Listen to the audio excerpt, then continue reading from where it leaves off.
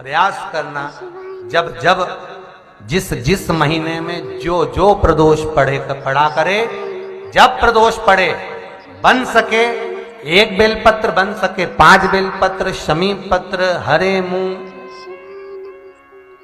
हरा मुंह, बेलपत्र, एक कलश के अंदर थोड़ा सा पानी लेकर 1 बेलपत्र, हरा मूंग, शमी पत्र डालकर और उसमें थोड़ा सा गुड़ डालकर भगवान शिव का स्मरण कर कर प्रदोष काल में, मान लो कोई काम आपका बहुत जरूरी है, बहुत दिनों से आप थक गए हैं, नहीं हो रहा, कर्जा बढ़ रहा है, धन नहीं आ रहा, व्यापार नहीं चढ़ रहा, या कोई समस्या बहुत प्रबल है, कोई एग्जाम में बैठ रहे हो नहीं हो रहा, परीक्षा भी दे दी है, रिजल्ट आने ही वाला है, तो भी प्रदोष काल में, प्रदोष के समय वो जल, मूंग, शमी पत्र और बेलपत्र और गुड़ का शंकर के शिवलिंग को समर्पित करना प्रारंभ कर दो। 2 या 3 प्रदोष करोगे, बाबा आपकी मनोकामना शीघ्र पूर्ण कर देगा। 2 या 3 करोगे, बाबा करेगा। शिवाय नमस्तुभ्यं, श्री शिवाय नमस्तुभ्यं, श्री शिवाय नमस्तुभ्यं। प्रदोष के दिन, प्रदोष काल में लगाया गया दीप, प्रज्वलित करा गया दीप 5 स्थान पर फल देता है। प्रदोष के दिन, प्रदोष काल में लगाया गया दीपक 5 स्थान पर फल देता है। पहला स्थान, अगर हमको या हमारे परिवार में किसी को काल सर्प दोष है, तो हमारा प्रदोष का लगाया गया दीपक कहीं पूजन मत कराओ, वो दीप जलाने से ही काल सर्प दोष समाप्त होता चलेगा।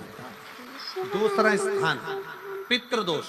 अगर किसी ने कह दिया कि तेरे घर में पितृदोष है, तेरे घर में, कई लोग बता देते हैं कि तुम्हारे घर में, कई माताएं पूछती हैं मेरे घर में बेटा नहीं, मेरे घर में 3 बेटी हो गई, 4 बेटी हो गई, 5 बेटी हो गई, बेटा नहीं है, बेटा नहीं, तो किसी ने कह दिया पितृदोष है।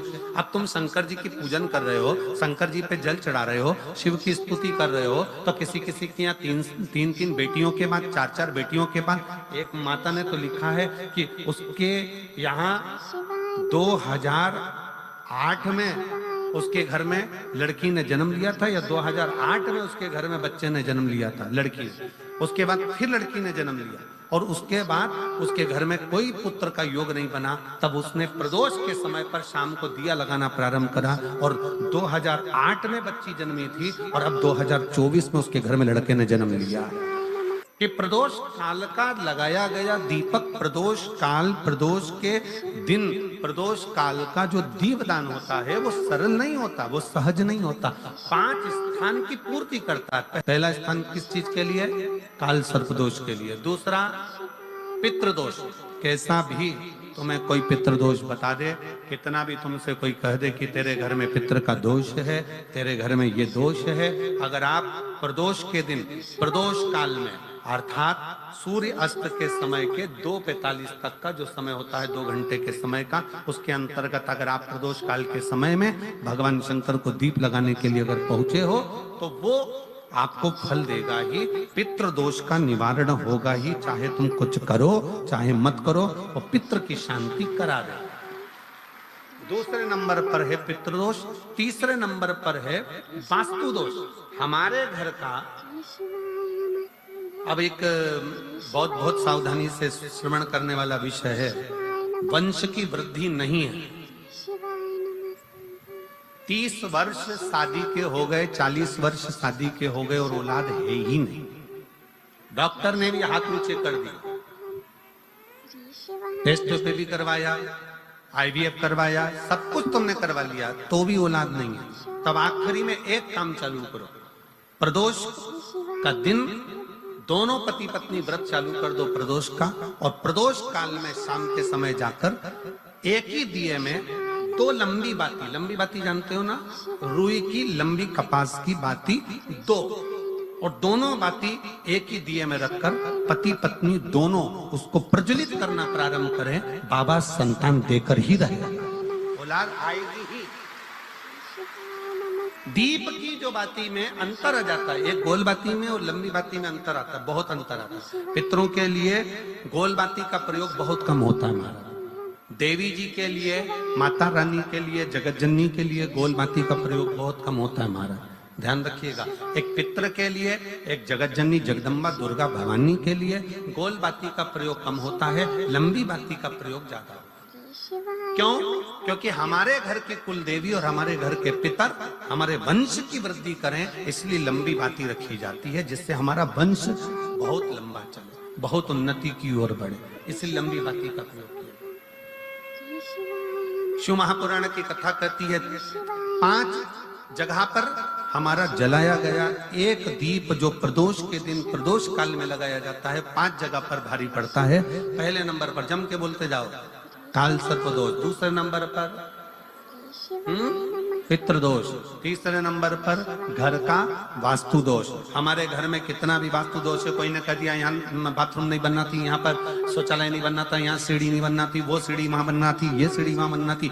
तुम पूरा घर तोड़वा के देख लो, उसके बाद में जैसा वास्तु वाले वैसा करा कर देख लो, उसके बाद भी तुमको शांति नहीं मिले तो समझ लेना कि तुम्हारे घर में अब वास्तु दोष तो तुमने दिखाकर समाप्त कर लिया, फिर भी वो समाप्त नहीं हो रहा, तो प्रदोष काल का लगाया गया प्रदोष के समय का दिया आखिरी में वास्तु दोष को भी समाप्त कर देता है और उसमें भी फल प्रदान करता है।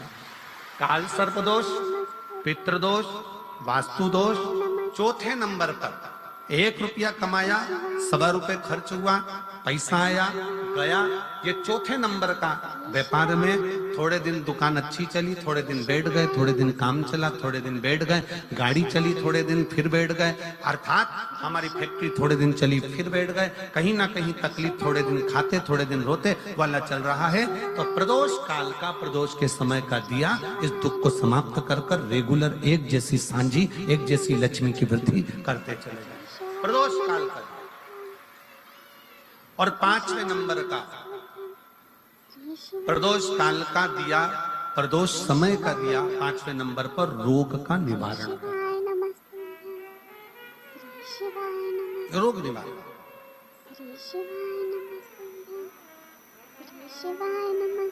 ये 5 स्थान जो बताए गए हैं प्रदोष काल के दिन, प्रदोष के दिन दीप प्रज्वलन के। प्रदोष व्रत का इतना महत्व है महाराज। ये प्रदोष व्रत होता क्या है? प्रदोष व्रत का महत्व क्या है? शिव महापुराण की कथा कहती है शंकर भगवान का प्रदोष का व्रत, अर्थात चंद्रदेव को जो क्षय रोग हो गया, बीमार पड़ गए, शरीर गलकर नीचे गिरने लगा, तब देवर्षि नारद ने भगवान चंद्र को शंकर भगवान के पूजन का विधान बताया और पूजन करते करते त्रयोदशी तिथि आ गई, जिस त्रयोदशी के दिन चंद्रदेव ने सुबह से शाम तक कुछ नहीं खाया। शाम के समय सूर्य अस्त के पहले चंद्रदेव ने स्नान किया, श्वेत वस्त्र धारण करे और श्वेत वस्त्र धारण कर कर चंद्रदेव शंकर के शिवलिंग की पूजन करने बैठ गए।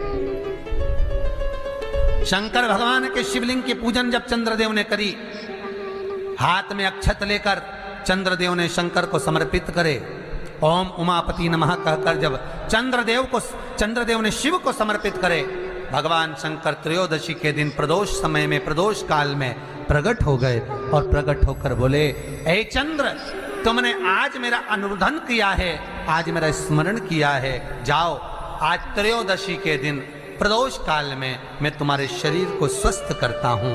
तब से ये प्रदोष व्रत प्रारंभ हुआ है महाराज। किसने करा है प्रदोष व्रत? भगवान विष्णु ने करा था।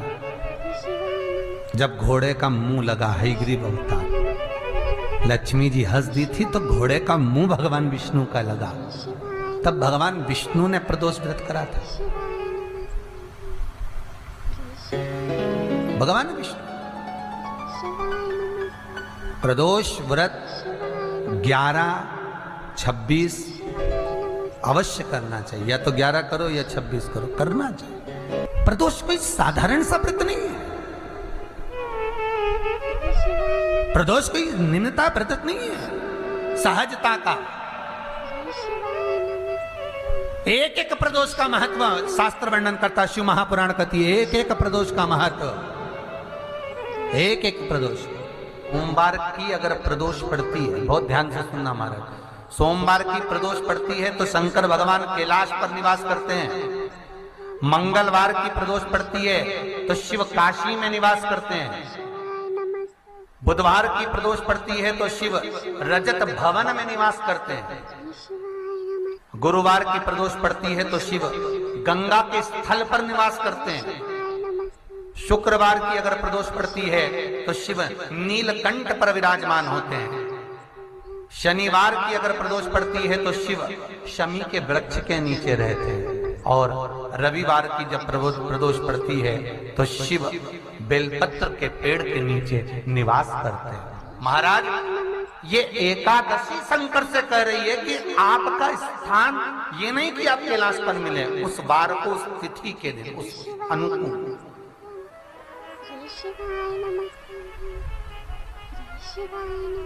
हमारे यहाँ कहते हैं सोमवार की जो प्रदोष पड़ती है वो इच्छा पूर्ति करती है। मंगलवार की प्रदोष रोग से मुक्ति देती है। बुधवार की प्रदोष कामना की पूर्ति करती है। गुरुवार की प्रदोष शत्रुओं का नाश करती है। शुक्रवार की प्रदोष सुख और शांति देती है।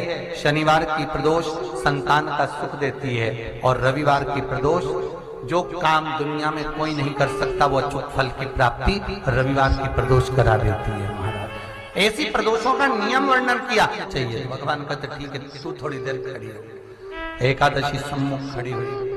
पार्वती जी ने जिस अंगुष्ठ का जल पीने के लिए लिया था हाथ में, बस पीने ही वाली थी, शंकर भगवान ने वही हाथ में जल लेकर एकादशी के हाथ में उसको देकर कहा ले, ये मेरे द्वारा निर्मित एक व्रत है जिसे त्रयोदशी के दिन तूने मांगा है, मैं तुझे देता हूँ।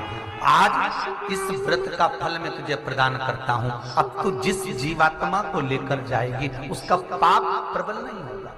किसी स्त्री, पुरुष, बालक, बुजुर्ग जो भी होगा जिसने प्रदोष का व्रत करा होगा वो जीवात्मा को तू किसी फल की कामना से नहीं स्वतः ही लेकर चली जाए। उसमें कोई कामना नहीं है।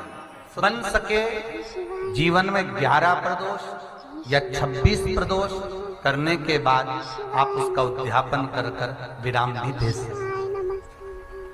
पर जीवन में एक बार प्रदोष का व्रत मौका मिले, जिस कामना से जिस दिन का भाव आपके मन में आए कि मुझे रोग से मुक्ति पाना है तो ये प्रदोष मुझे करना है, मैं रोग मुक्ति के लिए हम मंगल जो भी आपके मन में आ रहा है, संतान प्राप्ति के लिए शनिचरी प्रदोष, आप उसका स्मरण करें।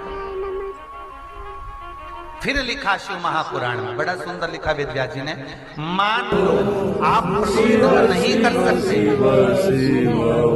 आप अगर व्रत नहीं कर सकते तो प्रदोष के दिन, प्रदोष काल में शाम का समय सूर्यास्त का कुछ पल, कुछ घड़ी के पहले से लेकर बाद तक प्रदोष काल के अंतर्गत आप शंकर जी के मंदिर में जाकर 1 लोटा पानी 5 बेलपत्र लेकर समर्पित करते हैं तो संपूर्ण प्रदोष का फल आपके भाग्य में। शिव महापुराण में इसका लड़की को मंगल है, गुरुजी लड़के को मंगल है, क्या करा जाए? कुछ मत करो। प्रदोष के व्रतों में वर्णन किया गया है कि रवि का प्रदोष, भौम का प्रदोष, मंगल का प्रदोष, बुध का प्रदोष, गुरु का प्रदोष, शुक्र का प्रदोष, शनि का प्रदोष, जो प्रदोष पढ़ते हैं पूरे महीनों में, पूरे वर्ष में मंगल का प्रदोष निकाल कर रख लो कि मंगल का प्रदोष इस दिन पड़ रहा है, मंगल की त्रयोदशी तिथि पड़ रही है, प्रदोष व्रत मंगलवार का पड़ रहा है। और जिन लड़का लड़की को मंगल होते हैं, जिन कन्या और वर को मंगल होते हैं, केवल शंकर भगवान के मंदिर में जाकर चौमुखी दिया, 4 बत्ती का दिया आटे का, उसमें घी डालकर लड़की शंकर भगवान के मंदिर में मात्र 7 बार शंकर पे से उतार कर 3 बार स्वतः उतार कर शिव के मंदिर में रख देती है, उसका मंगल आड़े आता ही नहीं है, मंगल नहीं आता सामने। मंगल प्रदोष व्रत का इतना महत्व है महाराज। एक बात बहुत अच्छे से समझ लीजिए, जिसके घर में क्लेश होता हो, अशांति रहती हो, क्लेश रहता हो, या छोटी छोटी बात पर विवाद चालू हो जाता, या पति पत्नी में, परिवार में, सास बहू आदि कादिक में कहीं ना कहीं कुछ अगर विवाद रहता हो, ऐसा बेलपत्री की डंडी रहती है ना, बहुत ध्यान दीजिएगा महाराज। श्राद्ध पक्ष की कथा चल रही है, शिव महापुराण आज विराम की ओर है, ध्यान दीजिएगा। जैसे ये बेलपत्री की जो डंडी होती है, डंडी का जो भाग होता है बेलपत्री की, ऐसा बेलपत्री की 7 भाग ले लो, मतलब बेलपत्री 7 ले लीजिए। 7 बेलपत्र लेकर कच्चा जो सूत होता है ना, कच्चा सूत जो जानते पेड़ पौधे में माता लपेटती हैं, धागा जो होता है ना सफेद कलर का कच्चा धागा, जो बड़ में, पीपल में और आंवला आदि में लपेटा जाता है,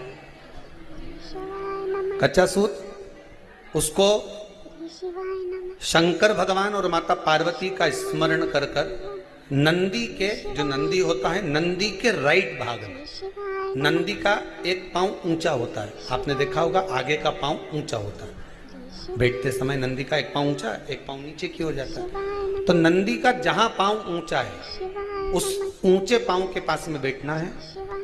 कच्चे सूत पर उस बेलपत्री के जो 7 गुच्छ हैं, 7 जो बेलपत्री के भाग हैं, 7 बेलपत्री हैं, उसको अपना नाम गोत्र स्मरण कर कर उस कच्चे सूत को लपेटना है।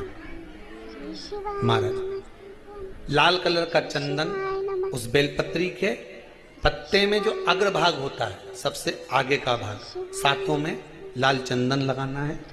महाराज उस चंदन को लगाकर आप प्रदोष के दिन, प्रदोष काल में शंकर भगवान को समर्पित अगर करते हैं तो जिस घर का गोत्र बोला है उस घर में कभी क्लेश नहीं हो सकता, उस शांति का अनुभव कर, उसमें क्लेश नहीं हो सकता। एक धागा होता है पक्का धागा, एक धागा होता है कच्चा धागा, बहुत ध्यान दीजिएगा महाराज। पक्के धागे से नहीं लपेटना सफेद, कच्चा जो धागा पीपल में, बड़ में या आंवला आदि में जो हम लोग लपेटते हैं पूजन करते समय, वो कच्चा धागा। और एक बात और आपको कहने,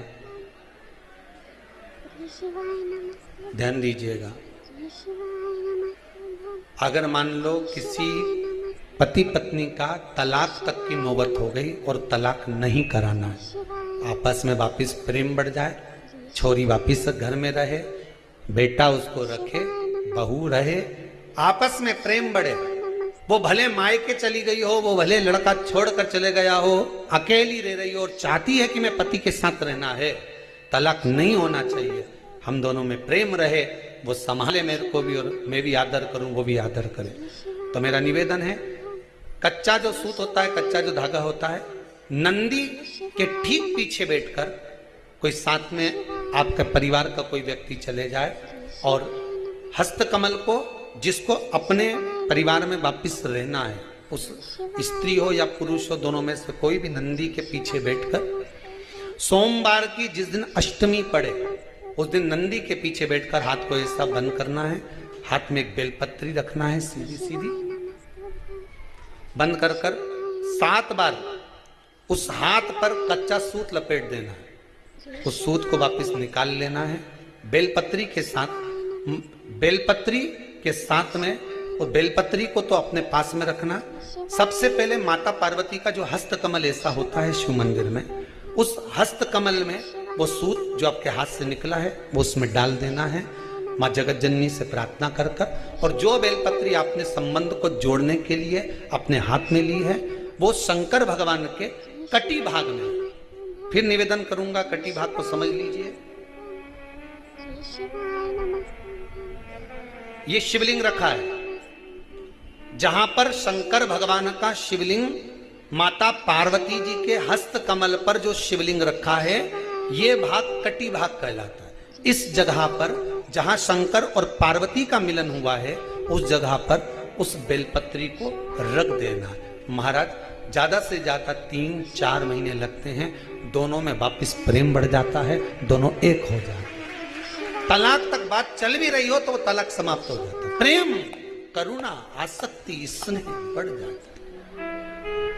संबंध टूटने की कतार पर एक बार माता पार्वती को समर्पित तो करो अपना संबंध कि मां अब तुझे नहीं भाना।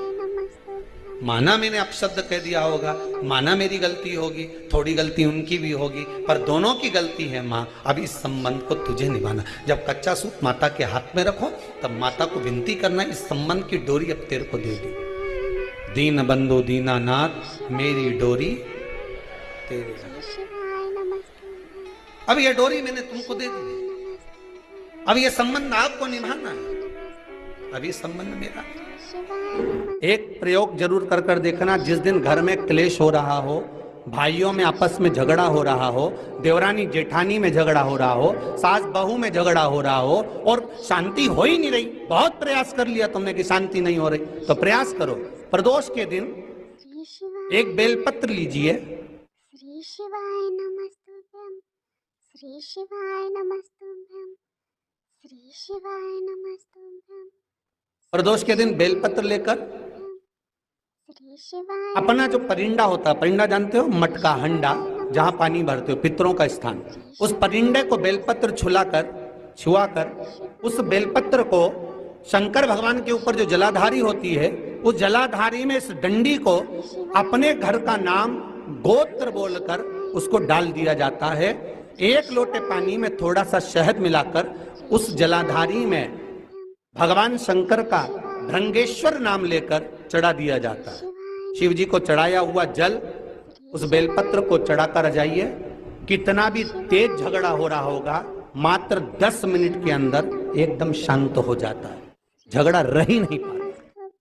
कितना भी झगड़ा हो रहा, मात्र 10 मिनट, 15 मिनट से ज्यादा नहीं टिक सकता।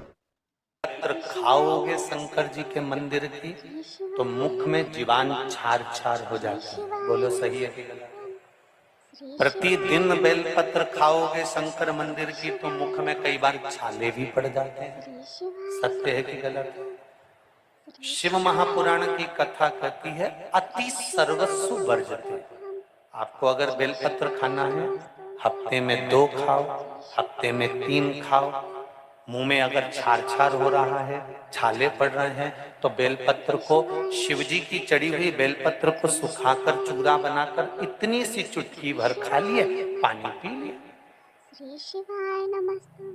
लीवर गड़बड़ हो गया है, डायलिसिस चल रहा है, किडनी गड़बड़ हो गई है, डॉक्टर बोल रहा है कि डायलिसिस करवाना पड़ेगा, तो बेलपत्री के पीछे की जो डांट होती है,